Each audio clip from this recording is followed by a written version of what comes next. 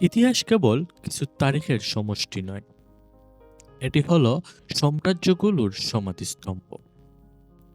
কিন্তু আপনি যদি 1453 সালের দিকে তাকান, তবে এমন এক মুহূর্ত খুঁজে পাবেন যখন পৃথিবী দুই ভাগে ভাগ হয়ে গিয়েছিল। একদিকে ছিল হাজার বছরের প্রাচীন রোমান প্রেতাত্মা কনস্টান্টিনোপল, সোনালী গম্বুজ, লুকোনো রহস্য, আর এমন এক দেয়াল যা কোনোদিন কেউ ভাঙতে পারেনি। অন্যদিকে ছিল মাত্র 21 বছর বয়সী এক উসমানীয় সুলতান, তৃতীয় মোহাম্মদ। লোকে তাকে বলতো স্বপ্ন বিলাসী, এক অবুঝ বালক। তারা ভুল ছিল। তিনি কেবল একটি শহর জয় করতে চাননি, তিনি একটি যুগের সমাপ্তি ঘটাতে চেয়েছিলেন। আজ রাতে আমরা কিংবদন্তির আড়ালে যাব। আমরা দেখব সেই রক্ত, সেই মেধা, আর 1453 সালের অবরুদ্ধ সেই অবিশ্বাস্য বাস্তবতা। এটি এক শহরের গল্প আর দুই ভাগ্যের লড়াই। শতাব্দীর পর শতাব্দী ধরে কনস্টান্টিনোপল ছিল বিশ্বের ঈর্ষার কারণ। ভাইকিংদের কাছে এটি ছিল মিকালগার্ড, আরবদের কাছে কুস্তনতুনিয়া। এটি ছিল ইউরোপ ও এশিয়ার মোহনায়। কিন্তু এর আসল শক্তি ছিল থিওডোসিয়ান দেয়াল, মাইলকে মাইল বিস্তৃত পাথর আর ইটের 3 স্তরের সুরক্ষা, যা হুন থেকে শুরু করে ক্রুসেডারদের সব আক্রমণ টিকিয়ে দিয়েছিল। কিন্তু তরুণ সুলতান মুহাম্মদের কাছে ছিল এমন এক অস্ত্র যা পৃথিবী আগে কখনো দেখেনি। তিনি অরবান নামক এক হাঙ্গরীয় প্রকৌশলীকে খুঁজে বের করেন। তার কাছে সুলতান এমন একটি জিনিস চেয়েছিল, এমন এক কামান যা অজয়কে চুরমার করে দেবে। যখন সেই কামান গর্জন উঠত, মাইলের পর মাইল মাটি কেঁপে উঠত। তলোয়ার আর ডালের যুগ শেষ হতে চলছিল বারুদের গন্ধে। এপ্রিল 1453 অবরোধ শুরু হলো।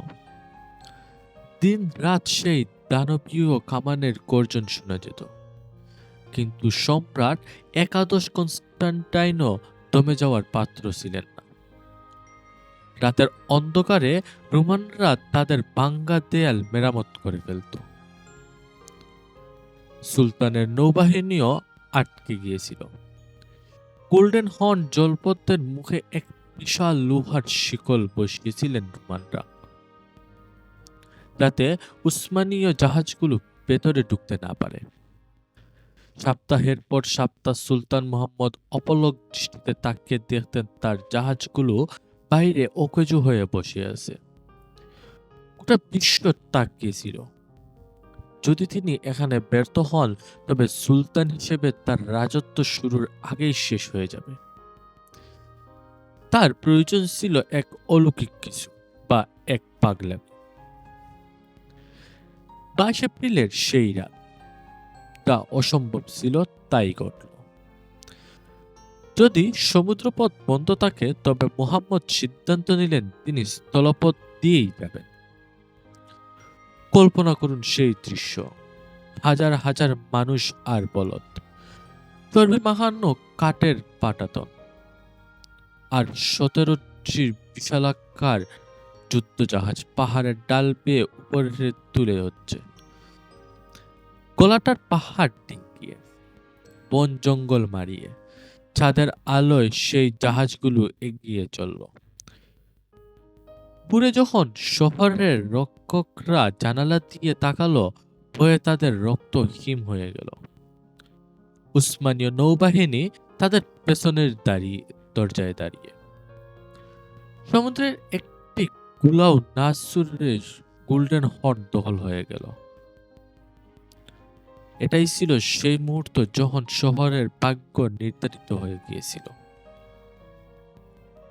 29 মে রাত 1:30, চূড়ান্ত আক্রমণ শুরু। সুলতান তার সব শক্তি ঢেলে দিলেন। প্রথমে অনিয়মিত বাহিনী, তারপর আনাতুলিয়ানরা, এবং সর্বশেষে তার দুর্ধর্ষ জেনিসারি বাহিনী। বাতাস ধোঁয়ায় ভারী হয়ে উঠল। 10টি আলাদা ভাষার মানুষ চিৎকারে আকাশ প্রকম্পিত। সম্রাট কনস্টান্টাইন বুঝতে পারলেন এটাই শেষ। তিনি তার রাজকীয় পোশাক, মুকুট আর বেগুনি জুতা খুলে ফেললেন। তিনি সম্রাট হিসেবে বন্দী হতে চান।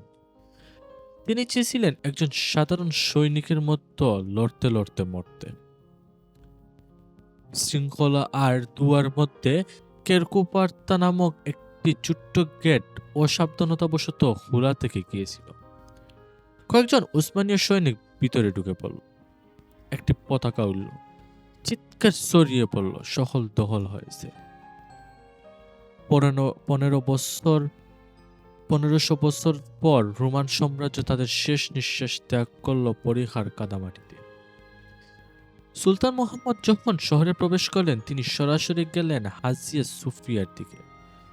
তিনি এখন আর শুধু সুলতান নন, তিনি কায়সার-ই-রোম বা রোমের সিজার।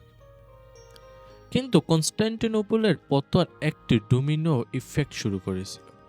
গ্রিক পণ্ডিতরা প্রাচীন পাণ্ডুলিপি নিয়ে ইতালিতে পালিয়ে গেলেন, যা ইউরোপের রেনেসাঁ বা নবজাগরণের জন্ম দিল।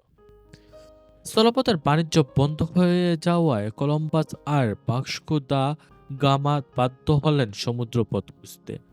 একটি দরজা বন্ধ হওয়ার মাধ্যমে 1453 সাল খুলে দিয়েছিল আমেরিকার আধুনিক বিজ্ঞান আর আজকের এই আধুনিক বিশ্বের দুয়ার। এক শহর, দুই ভাগ্য।